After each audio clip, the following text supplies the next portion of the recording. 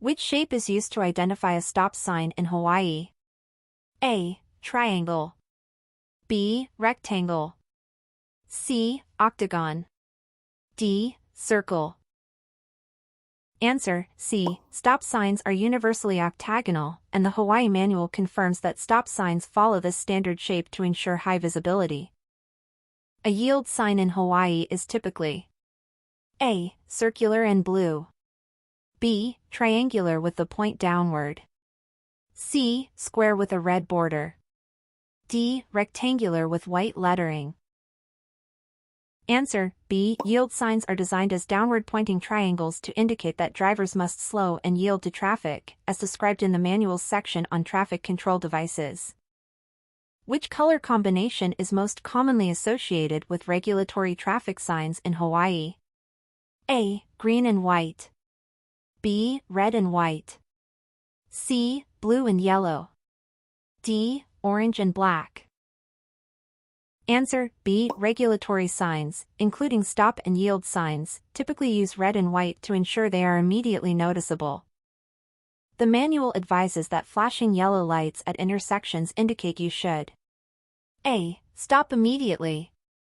B. Yield only to pedestrians. C. Accelerate.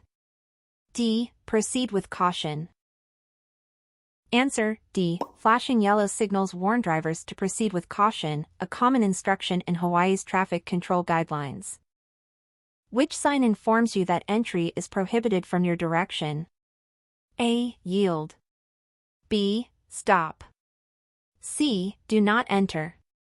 D. No passing zone. Answer: C. A do not enter sign clearly instructs drivers that entry is not permitted from the indicated direction. Traffic control devices in Hawaii are designed to be A. Ambiguous so drivers must decide. B. Easily recognizable and consistent. C. Optional guidelines. D. Only suggestions for speed. Answer: B. The manual emphasizes that all traffic control devices are designed to be clear and consistent to promote safe driving. In Hawaii, who is required to wear a seat belt? A. Only the driver. B. Only front seat occupants. C. All vehicle occupants. D. Only passengers over 18. Answer: C. Hawaii law mandates that every occupant, regardless of seating position, must wear a seat belt. One of the primary benefits of wearing a seat belt is that it A. Improves fuel efficiency. B. Reduces the risk of serious injury in a crash. C. Enhances engine performance. D. Prevents the need for airbags. Answer: B. Seatbelts are proven to reduce the risk of severe injuries by restraining occupants during collisions.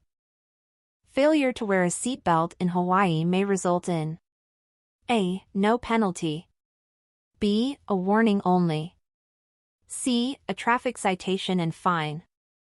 D. Suspension of the driver's license.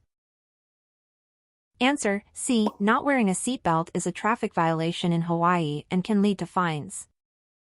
Seatbelt laws in Hawaii are enforced A. Only on highways.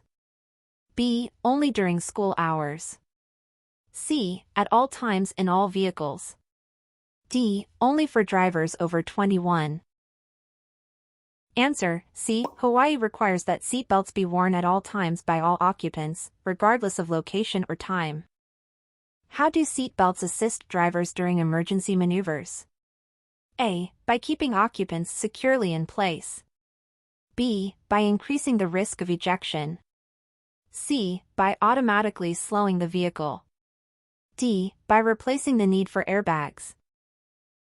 Answer: A. Seatbelts help maintain occupant position during sudden stops or evasive actions, enhancing vehicle control.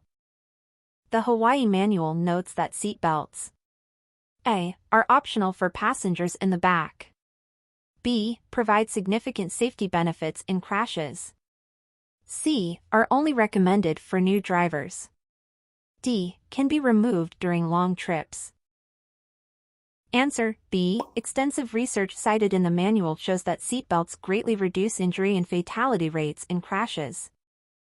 When experiencing a tire blowout on a Hawaii roadway, you should A. Slam on the brakes immediately. B. Swerve to avoid the blowout.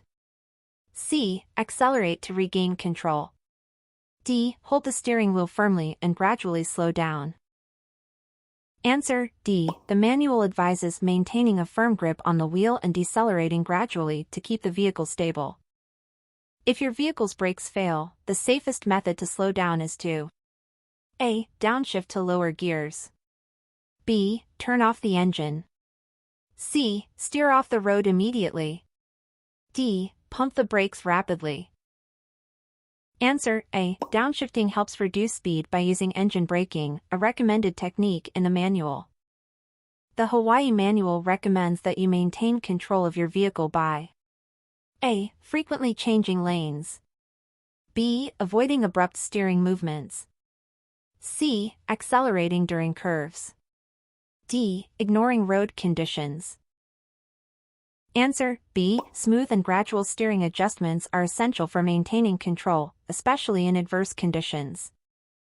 In an emergency, proper vehicle control requires that you A. Apply the brakes as hard as possible from the start. B. Increase your speed to minimize the crash. C. Steer in the opposite direction of a skid. D. Turn off the vehicle's lights. Answer C. Correcting a skid typically involves steering gently in the direction of the skid while easing off the brakes. To avoid loss of control on a wet road, you should A. Maintain your regular speed. B. Use cruise control. C. Increase your following distance. D. Brake suddenly when the road gets wet. Answer C. Increasing the distance between vehicles gives you more time to react on slippery surfaces. Which of the following is an important aspect of vehicle control during adverse weather? A. Accelerating to overcome slick patches.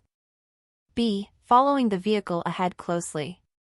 C. Ignoring road signs if visibility is low. D. Staying alert and adjusting speed accordingly. Answer D. Adapting your speed and remaining vigilant in bad weather conditions is key to maintaining control. In Hawaii, a solid white lane marking indicates that A. Lane changes are encouraged. B. Speed limits are lower. C. The lane is for turning only. D. Lane changes are discouraged or prohibited. Answer D. Solid white lines signal that drivers should not change lanes, as noted in the manual's discussion of lane markings. A broken, dashed, lane marking on a Hawaii roadway means that A. You may change lanes if it is safe.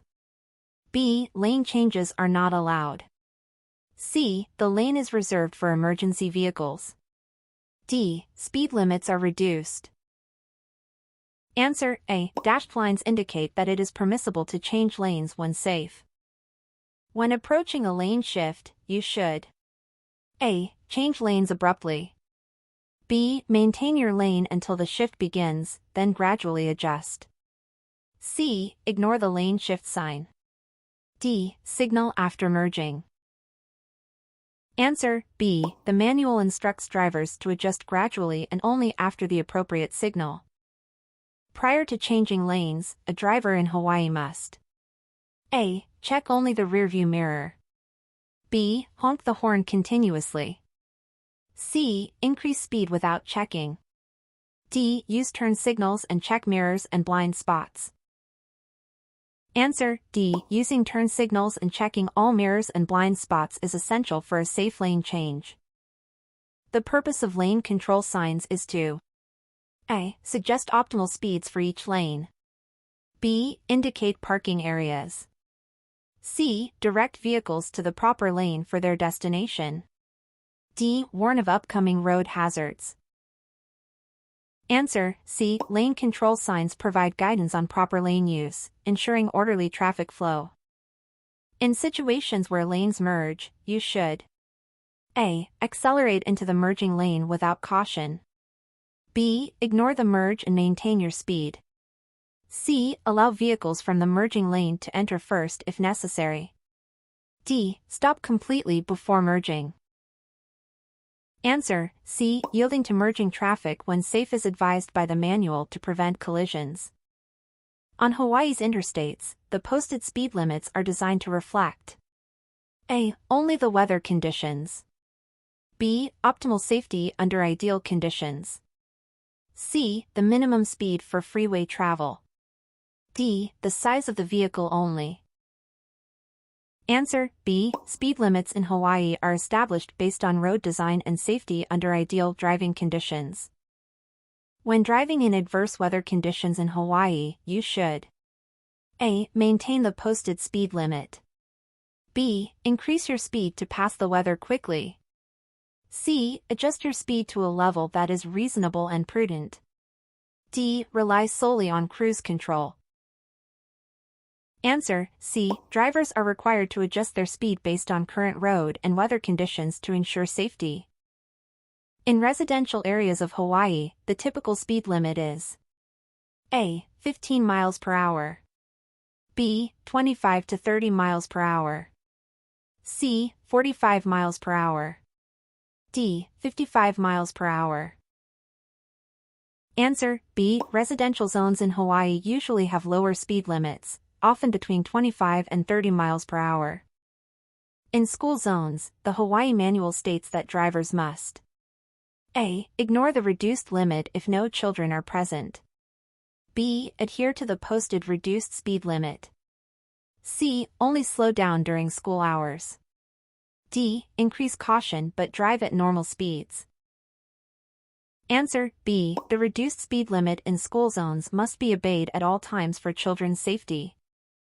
Which factor is most critical when determining a safe speed in Hawaii? A. Road, traffic, and weather conditions. B. The color of the roadway.